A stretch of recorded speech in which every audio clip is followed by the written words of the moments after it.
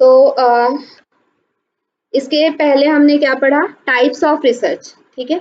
इसके बाद क्या होता है, स्टेप्स ऑफ रिसर्च, या इसी को रिसर्च प्रोसेस भी कहते हैं, ठीक है। तो रिसर्च प्रोसेस में क्या क्या होता है देखते हैं। पहला क्या है, रिसर्च प्रोसेस बेसिकली आप देखें तो अलग अलग टाइप का रिसर्च करेंगे, आपको अलग अलग तरह के थोड़े स्टेप्स इसमें चेंज हो जाएंगे, लेकिन कोर यही होगा, ठीक है। उसका जब आप मीन या उसके कोर में जाएंगे तो वो क्या होगा, यही चीजें रहेंगी। तो बेसिकली इसमें 7 स्टेप्स होते हैं, ठीक है। तो पहला आपका क्या है, आइडेंटिफाइंग द रिसर्च प्रॉब्लम।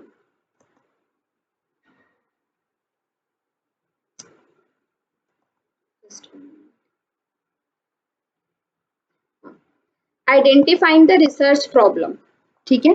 दूसरा क्या होता है, जब आपने प्रॉब्लम डिफाइन कर लिया तो लिटरेचर रिव्यू करेंगे एंड डेवलप ऑब्जेक्टिव। अपना लिटरेचर रिव्यू करके जो उद्देश्य का निर्माण करेंगे, आपके जो रिसर्च में उद्देश्य होंगे उसको उसको बनाएंगे, ठीक है।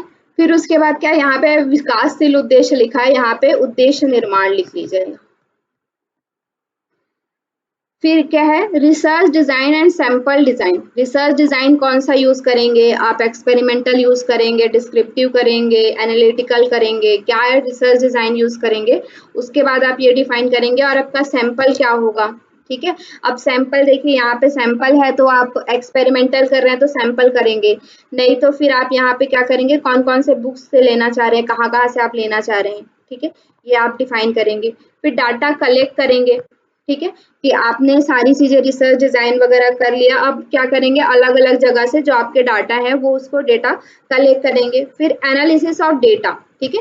डेटा तो बहुत सारी चीजें रहेंगी, अब उसको क्या करेंगे, उसका विश्लेषण करेंगे, ठीक है। एनालिसिस करेंगे कि क्या आपके लिए यूजफुल है, क्या आपके लिए यूजफुल नहीं है, या किसको कहाँ पे हमें प्रोसेस करना है, ठीक है, कौन सी चीजें कहाँ पे रखनी है, कौन सी चीजें कहाँ पे नहीं रखनी है, ये चीजें आप क्या करेंगे, बताएंगे। फिर जनरलाइजेशन ऑफ इंटरप्रिटेशन, जो आपने इंटरप्रिटेट किया है उसको क्या करेंगे, जनरलाइज करेंगे।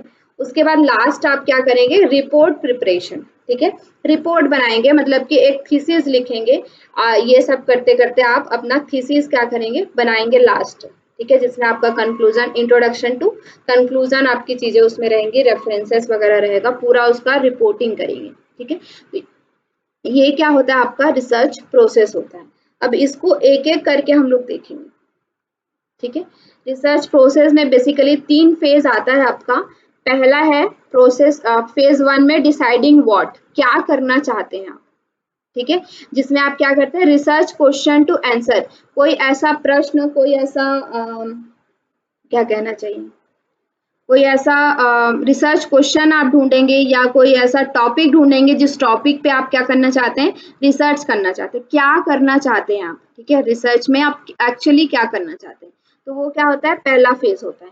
दूसरा फेज होता है प्लानिंग, हाउ, कैसे करेंगे वो, ठीक है, जो आपने प्रश्न ढूंढा है उसका उत्तर कैसे निकालेंगे, ठीक है।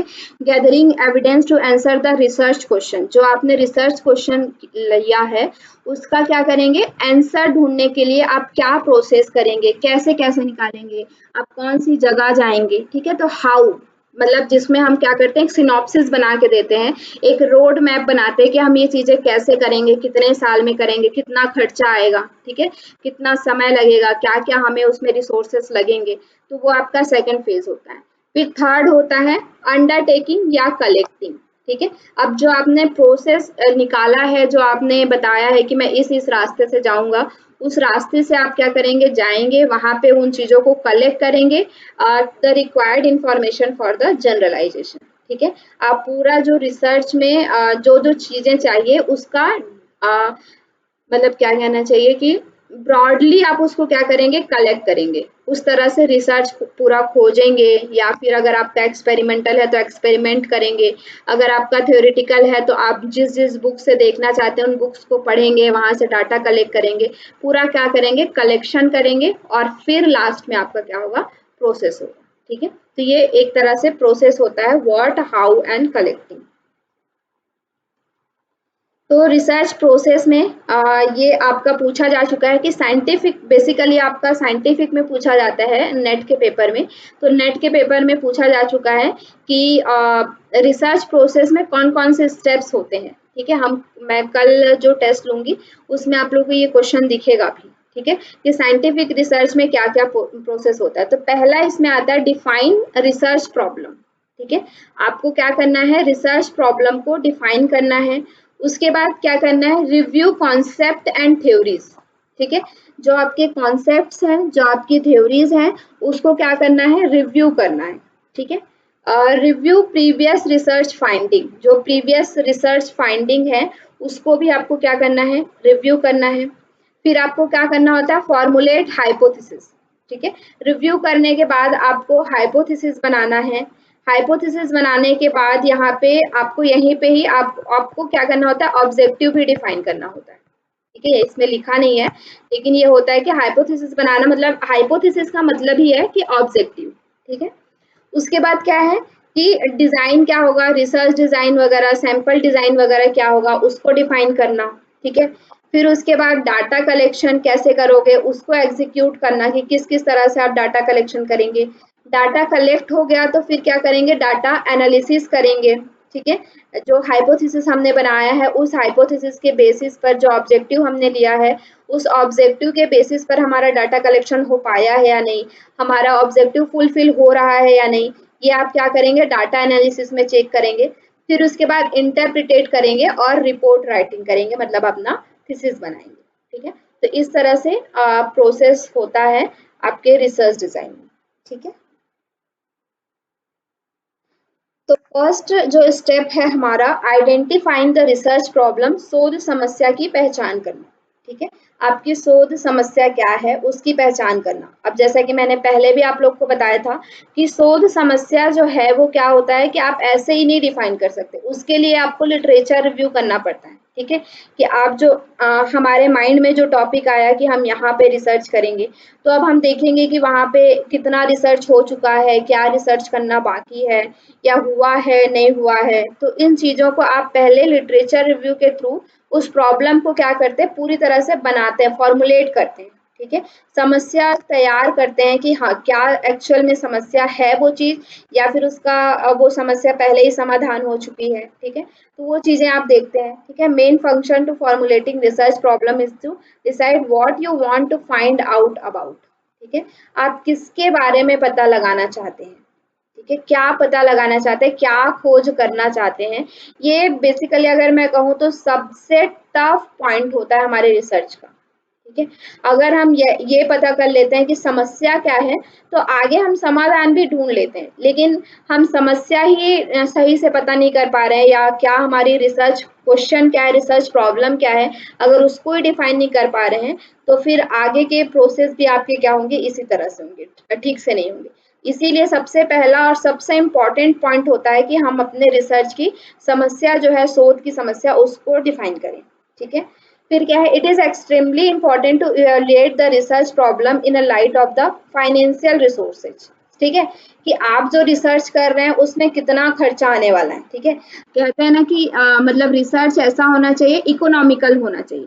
मतलब इकोनॉमिकल कहने का मतलब क्या है कि उसमें जो खर्चा हो रहा है, अब कोई आप ऐसा रिसर्च कर रहे हैं जिसमें मान लीजिए कि 10 करोड़ का खर्चा आ रहा है, ठीक है।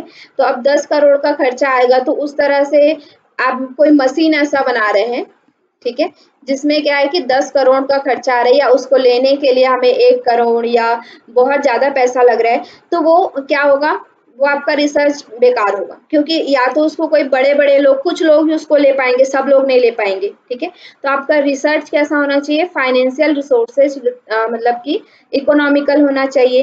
टाइम अवेलेबल, ठीक है, कितना समय में कर पा रहे हैं। अब मान लीजिए आप कोई ऐसा रिसर्च कर रहे हैं वो 10-15 साल तक चल रहा है कंटिन्यूअसली, ठीक है, तो वो रिसर्च इतना अच्छा नहीं माना जाएगा, ठीक है। रिसर्च कैसा होना चाहिए, कम समय में होना चाहिए और अच्छा रिसर्च होना चाहिए, ठीक है।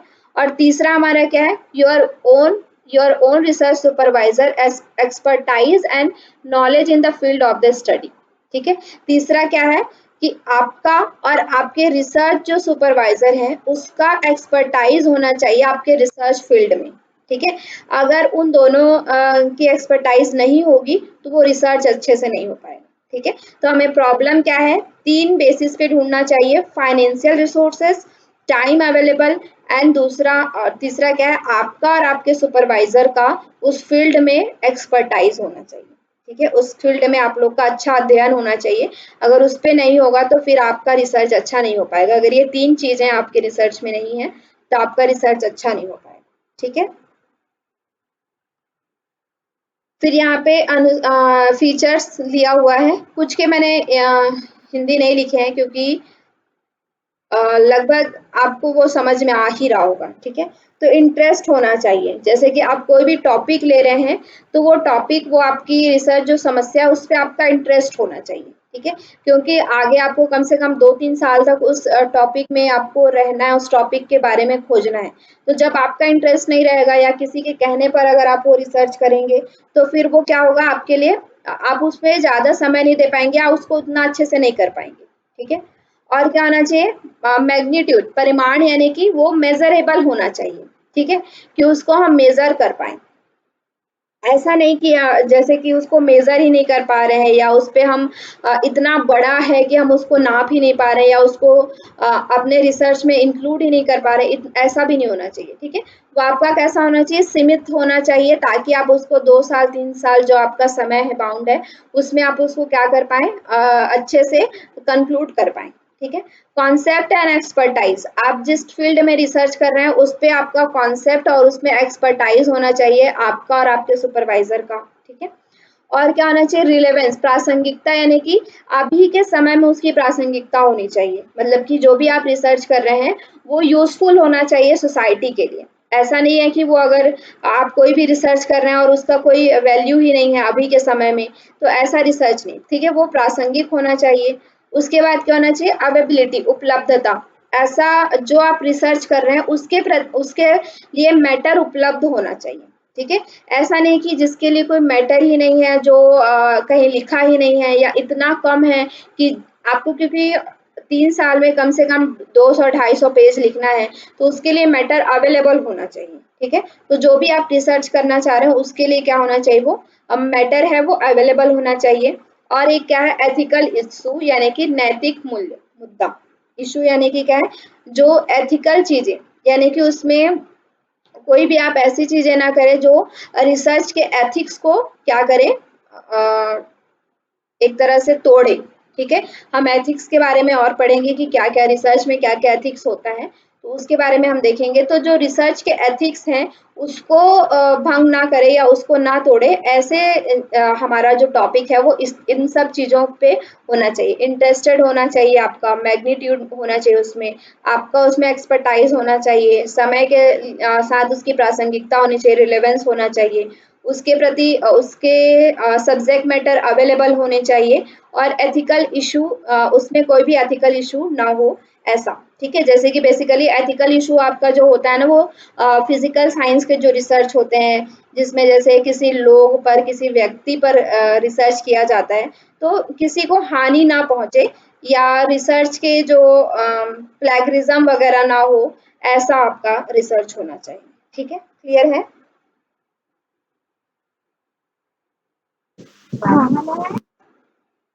चलिए, तो थोड़ा सा हम लोग नेक्स्ट, दूसरा जो हमारा टॉपिक है, लिटरेचर रिव्यू। ठीक है, लिटरेचर रिव्यू को देखते हैं, साहित्य समीक्षा जिसको हम लोग कहते हैं। It provide a theoretical background of your study. ठीक है, जो आप स्टडी करना चाहते हैं उसके लिए आप क्या करते हैं, जैसे कि आपने एक टॉपिक डिसाइड कर लिया, अब उसके लिए आप क्या करते हैं, लिटरेचर रिव्यू करते हैं, अलग अलग जगह पे खोजते हैं कि इस तरह का रिसर्च कहीं पे हुआ है क्या। ठीक है, और हुआ है तो किस पर्सपेक्टिव से हुआ है, क्या उसका उद्देश्य था, उन सब चीजों को देख करके आप एक बैकग्राउंड बनाते हैं अपने रिसर्च का। ठीक है, it helps you to establish the link between what you are proposing to examine and what has already been studied. ठीक है, मतलब इसका क्या मतलब होता है, इसमें आप देखते हैं कि आप क्या करना चाहते हैं और उस फील्ड में अभी तक क्या हो चुका है। ठीक है, आपकी स्टडी नई कैसे है, नया कैसे नया चीज क्या है आपकी स्टडी में। ठीक है, ये चीज आपको डिफाइन करने में लिटरेचर रिव्यू हेल्प करता है, क्योंकि पहले भी ऐसा नहीं है, कोई भी आप फील्ड जाइए उसमें रिसर्च नहीं ही हुआ है ऐसा बहुत ही कम होगा या फिर नहीं होगा। ठीक है, कुछ ना कुछ स्टडी उसमें हुई है, उसका एक बेस रहता ही है। तो उस बेस को लेकर के अगर आप उसमें लिटरेचर रिव्यू करते हैं तो उसमें आपका स्टडी नया कैसे है और पुरानी क्या क्या स्टडी हो चुकी है, उसको क्या करता है यहाँ पे लिटरेचर रिव्यू जो है वो डिफाइन करता है। ठीक है, it enable you to show how your finding have contribute the existing body of knowledge in your profession. ठीक है, मतलब कि आपका जो लिटरेचर रिव्यू है वो बताता है कि ये आप कैसे कंट्रीब्यूट करोगे सोसाइटी को। ठीक है, आपका जो आप नया चीज जो देने वाले हो, जो रिसर्च करने वाले हो, वो समाज के लिए क्या योगदान देगा। ठीक है, ये आपका लिटरेचर रिव्यू बताता है। इसीलिए हम कहते हैं ना कि लिटरेचर रिव्यू करने के बाद क्या करते हैं, लिटरेचर गैप लिखते हैं। ठीक है, लिटरेचर गैप में हम क्या करते हैं कि जो हमारा प्रीवियस लिटरेचर रिसर्चेस हुआ है और जो हम अभी करना चाहते हैं उनके बीच में बताते हैं कि ये स्टडी हो चुकी है, लेकिन अभी हम इसमें इस तरह से कुछ नया करना चाहते हैं। ठीक है, तो ये चीज आपका क्या बताता है, लिटरेचर रिव्यू बताता है। ठीक है, लिटरेचर रिव्यू साहित्य की समीक्षा क्यों करनी चाहिए, तो इसमें है बेसिकली कि researching for the existing literature. ठीक है, जो उसमें मौजूद है, जो लिटरेचर मौजूद है उसके बारे में हमें सर्च करना है। और दूसरा क्या करना है, रिव्यूइंग द सेलेक्टिंग लिटरेचर। ठीक है, उसका रिव्यू करके, उसका क्रिटिकल रिव्यू करके हम उसका बताते हैं कि हमारा जो स्टडी है वो नया कैसे है, हमारी स्टडी में नई क्या बात है, वो हम लिटरेचर रिव्यू के द्वारा ही बता सकते हैं। ठीक है, अगर हमने लिटरेचर रिव्यू नहीं किया है और हमें इसके बारे में पता नहीं है अच्छे से, तो हम अपने टॉपिक को भी जस्टिफाई नहीं कर पाएंगे, अपने टॉपिक के विषय में भी नहीं बोल पाएंगे कि ये नया कैसे है। ठीक है, तो हमारा जो लिटरेचर रिव्यू होता है वो क्या करता है, जो पहले से उस फील्ड में लिटरेचर अवेलेबल है उसको खोजता है और साथ ही साथ हमारे जो टॉपिक है उसको जस्टिफाई भी करता है। ठीक है,